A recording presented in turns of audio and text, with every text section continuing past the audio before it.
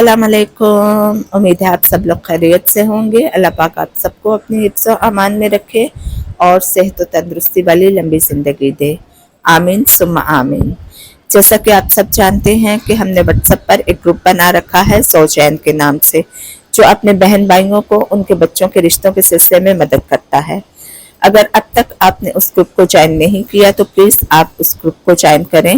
हो सकता है आपकी वजह से किसी का भला हो जाए और आपको घर बैठे बिना कुछ पे किए नेकी कमाने का मौका मिले। व्हाट्सएप पर वो ग्रुप बनाने के साथ साथ हमने यूट्यूब पर जो व्लॉग का सिलसिला शुरू कर रखा है, ताकि रिश्तों के मसाइल के सिलसिले में हम डिस्कस कर सकें और माशरे में जो छोटी मोटी बुराइयां फैल रही हैं हमारे इर्द गिर्द और हम अनजाने तौर पर उसका हिस्सा बनते जा रहे हैं, हम उस बारे में विसल ब्लो कर सकें और हमारी अक्ल में अगर उनके हल के लिए कोई सजेशन है तो वो आपके साथ शेयर कर सके।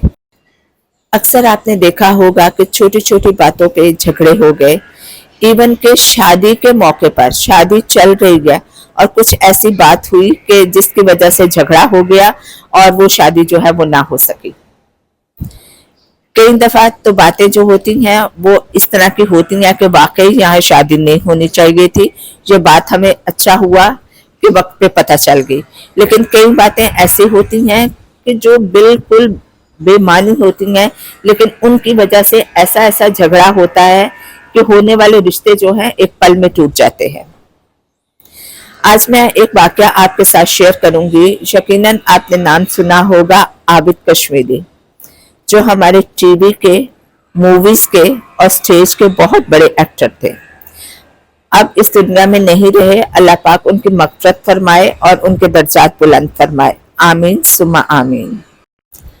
उनका इंटरव्यू मैं देख रही थी यूट्यूब पर, जिसमें वो अपनी शादी का वाकया बयान कर रहे थे। वाकया कुछ वो ऐसे बयान करते हैं कि मेरी शादी जो है वो बसंत वाले दिन हुई, यानी उस दिन पूरा लाहौर बसंत मना रहा था और मैं खुद बसंत का इतना शैदाई था कि मुझे कुछ समझ में नहीं आ रहा था कि मैं पतंग उड़ाने जाऊं या अपनी शादी के लिए तैयार हूं। 10 दफा लोग मुझे शादी के लिए तैयार होने के लिए आवाजें दे रहे थे और मैं छत पर जाकर अपनी पतंगबाजी का शौक पूरा कर रहा था। खैर, किसी तरह मुझे मना के जल्दी से नीचे लेकर आए और मैं किसी तरह शादी के लिए जो मैंने लिबास पहनना था वो मैंने पहना और जो कुछ रसूमात होनी थी वो फटाफट की गई और बारात रवाना हुई। खैर, जहाँ हम लाहौरियों का और बसंत का जो रिश्ता है उसको डिस्कस नहीं कर रहे, बल्कि हम सिर्फ आबिद कश्मीरी साहब की शादी का वो वाकया डिस्कस कर रहे हैं जो बसंत वाले दिन हुआ। तो हुआ कुछ यूं कि जब वो तैयार होकर बिल्कुल बारात रवाना हो गई और वो दुल्हन के घर के करीब पहुंचे, तो उनके साथ जो शहबाला था वो उनका शायद कोई भांजा या भतीजा था, मेरे दिमाग से निकल गया। तो अचानक वो पीछे से कहता है कि ओ चाचू, वो जो है वो जो पतंग है वो कट के आ रही है। यकीनन वहां कोई पतंग थी। बसंत का दिन था, पूरा जो आसमान है वो रंग बिरंगी पतंगों से भरा हुआ था। तो जहाँ बारात पहुंची उनके घर, तो वहां भी कोई लोग पतंगबाजी का शौक पूरा कर रहे होंगे और किसी की पतंग कट गई होगी और वो कट के लहराती हुई इन्हीं के करीब पहुंच रही थी। तो उनके शहबाले ने जोर से नारा लगाया कि चाचू वो देखो पतंग कटी हुई आ रही है। चाचू ने आओ देखा ना ताओ देखा, यानी आबिद कश्मीरी साहब ने ना आओ देखा ना ताओ देखा, घोड़े से छलांग लगा के नीचे उतरे और फटाफट उस पतंग के पीछे भागे। खैर, किसी ना किसी तरीके से शायद उन्होंने पतंग पकड़ ली या नहीं पकड़ पाए, लेकिन इसी में 1 घंटा और वेस्ट हो गया। अब जो दुल्हन के वालिद साहब थे वो दरवाजे पे आए और उन्होंने देखा कि कोई बंदा जो है वो अजीब अजीब तरीके से पतंग पकड़ने की कोशिश कर रहा है। यहाँ शादी चल रही है और ये क्या कर रहा है, करतब दिखा रहा है। उन्होंने पकड़ा और 2 थप्पड़ जड़ दिए। अब वो नहीं जानते थे कि ये दूल्हा है। अब मुझे यहाँ ये बात समझ में नहीं आती कि वो कैसे नहीं पहचानते थे कि ये दूल्हा है।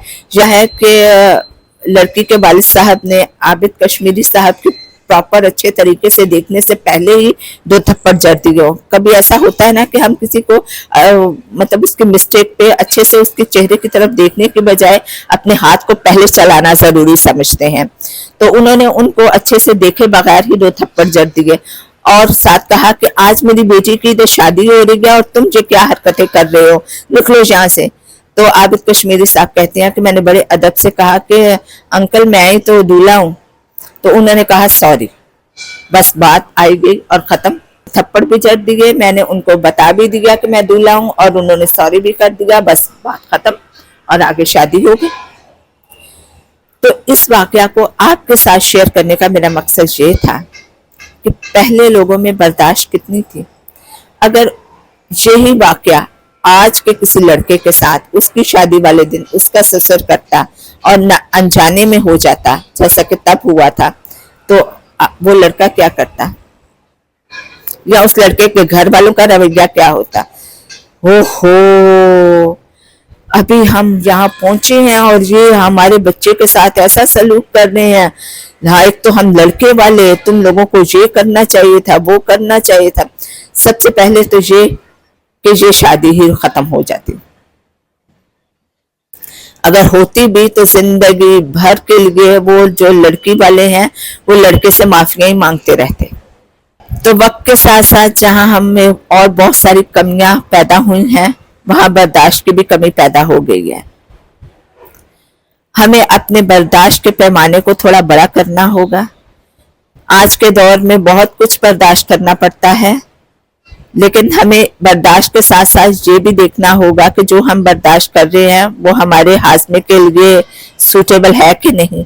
सम टाइम हम वो सब कुछ बर्दाश्त कर रहे होते हैं जिसको बर्दाश्त करना जरूरी भी नहीं होता, बल्कि सम टाइम अगर दूसरी पार्टी को सही टाइम पर और सही तरीके से शटअप कॉल ना दी जाए तो उसको पता ही नहीं चलता कि वो आपके बर्दाश्त के पैमाने में क्या क्या कुछ डेल रहे हैं।